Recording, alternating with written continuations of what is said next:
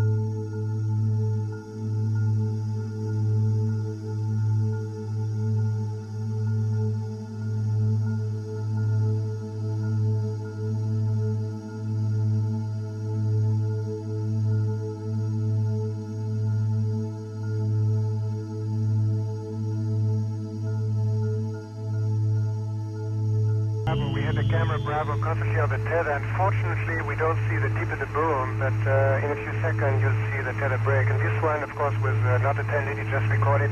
It could not be bumped either, so it will record steadily the whole break and coil back to the tether. Copy, Claude.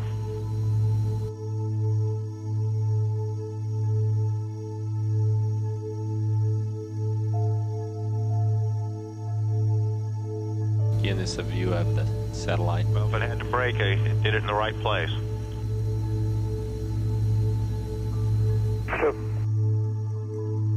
Columbia and the satellite now 77 nautical miles apart. Again, that call reporting that the crew can see the tether and see the satellite. It's beautiful.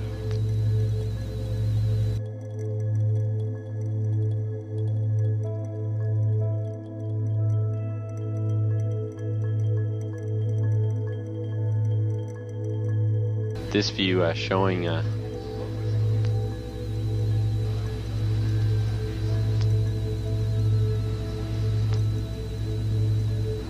the satellite. Again, just moving into sunrise. 81 nautical miles now from Columbia.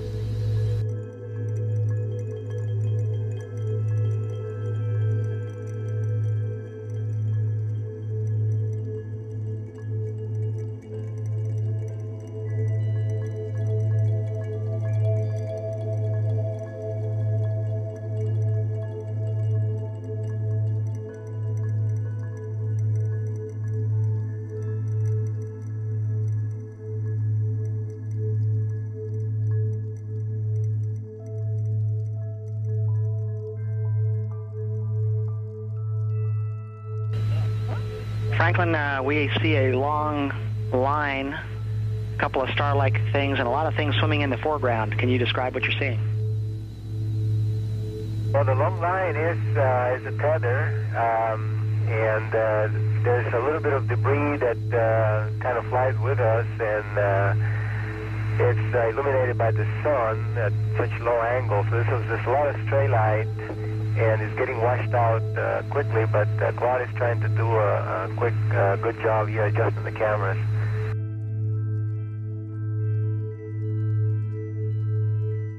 Again, that description by the crew, this is the tether in the satellite with approximately 12 miles of tether still attached to it. Columbia and the satellite now just passing over the west coast of northern Africa. The two spacecraft now 90 nautical miles apart.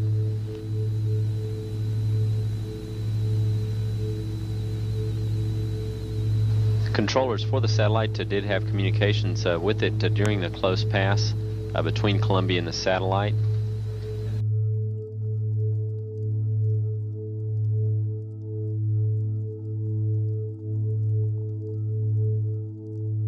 Houston, that's a much better view, a lot more contrast visible. And how wide does that tether appear to be? It seems to resemble a much wider strand than we'd expect. Can you describe which way the satellite is visible on that strand?